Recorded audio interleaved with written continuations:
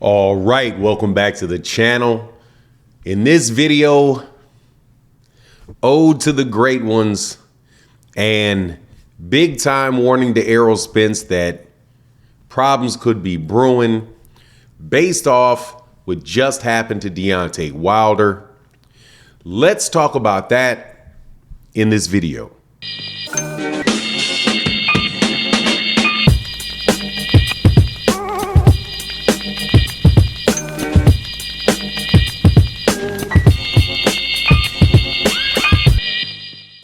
All right, welcome back to the channel. It's your boy Fanon, and in this video, we're going to be in the 154-pound division, where presumably we've got a fight coming up in my understanding could be in the October time frame between the former three-belt holding welterweight champion Errol Spence Jr.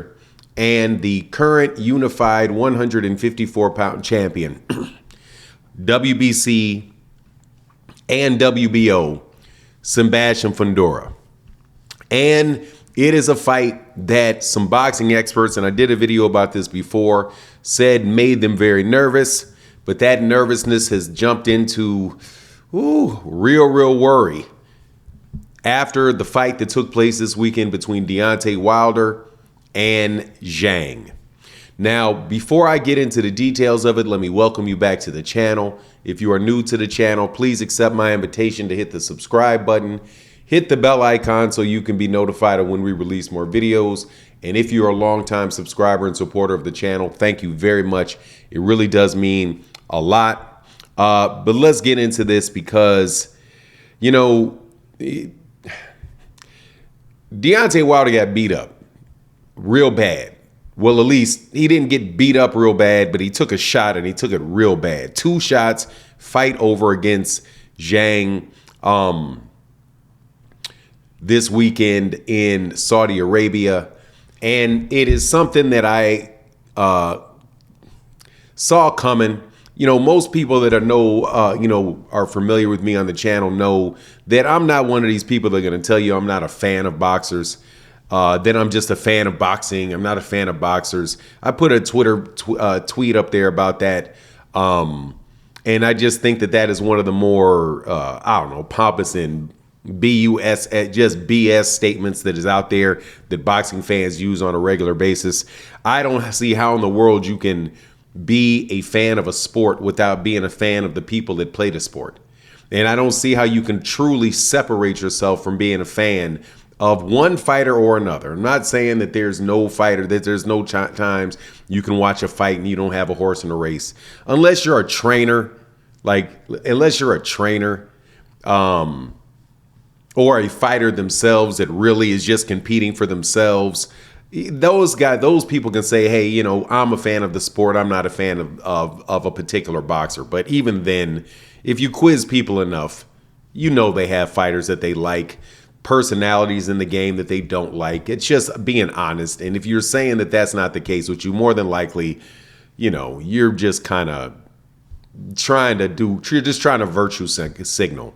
But anyway, I like Deontay Wilder as a fighter and as a person, and have really enjoyed his career. Rooted for him in his fights. Same thing for Errol Spence. Really enjoyed him and like him as a person. Think he's a good, solid person. Like how he carries himself, and love his fighting style. Bunch of exciting fights for both of those guys. But there comes a point in time in every boxer's career and every athlete's career where you can see that downslide starts, becoming evident. And usually it takes place. It can take place for a couple of reasons. One is you can just get older, right? The two that I'll talk about is, one is getting older. The other one is going through a war that really affects you because of the amount of punishment that you take. And then, of course, there's the combination of those two. You can be an older fighter, and being an older fighter gets you in more wars, or you just jump in there with the wrong guy. That is what I think took place with Deontay Wilder.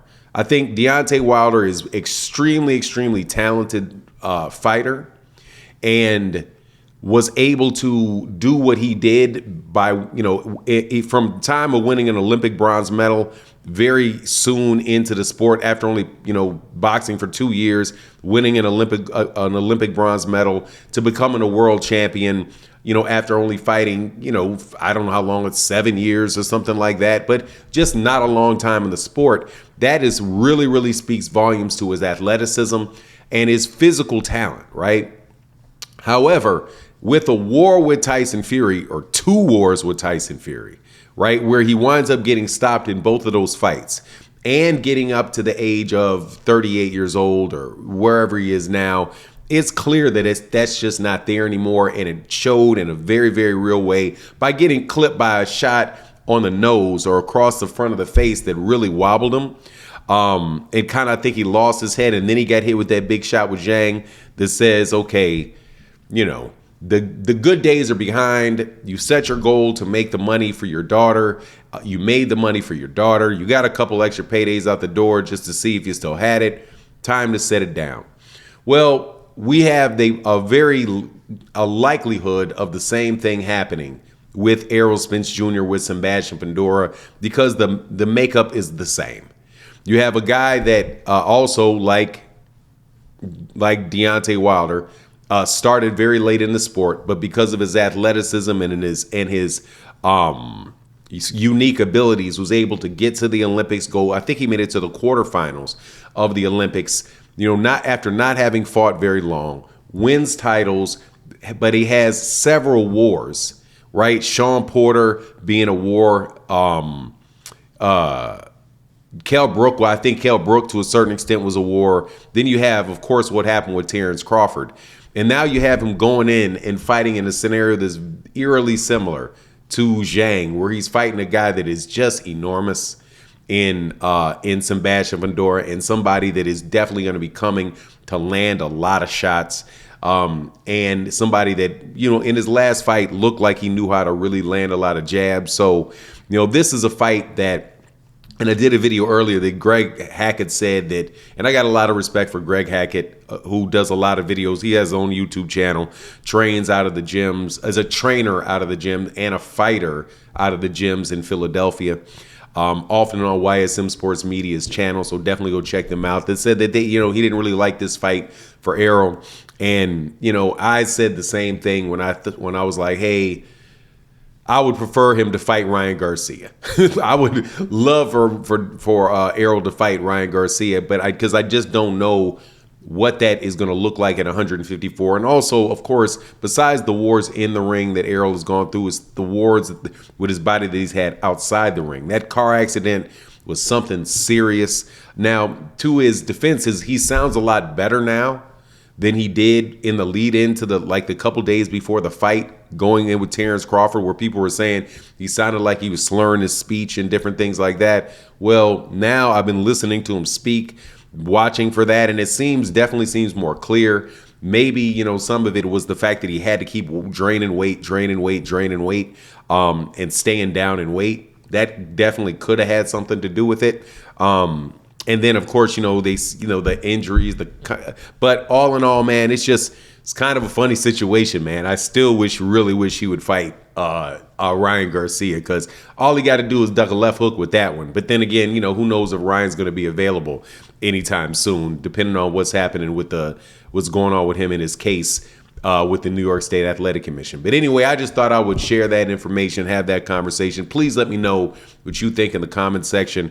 And again, there's nothing wrong with being a fan of a fighter. And I just keep continuing to hear people getting browbeat with this concept that you can't be a fan of a fighter. Yes, you can. You just owe it to the other fighter not to mistreat him. Don't lie on the other fighter, right? Like, I can like Errol Spence Jr., but if I make up stories about Terrence Crawford, that's the problem. If you don't recognize how great a fighter Terrence Crawford is, or you claim Terrence Crawford cheated and there's no real evidence of him cheating, or, I think it was a robbery when it was clearly a win for Terrence Crawford. I think when you start altering reality to support your fighter. That is a problem with just being, generally speaking, being a dishonest person, and not with there being some problem with you just liking a particular fighter over another fighter. Because if you don't root for a team, why are you watching? Most of, if you're not, why would I watch the NBA finals if I don't really want one or the other guy to win? Even if there's a player on there that I like, that I want to see do well, that means there's no fun to the game if you don't do that. Like, that's just, you're basically acting like you're a trainer, and I'm not getting 10% of anybody's purse, Anyway, that's my take on the matter. Please let me know what you think in the comment section. And with that, I'm out. Deuces.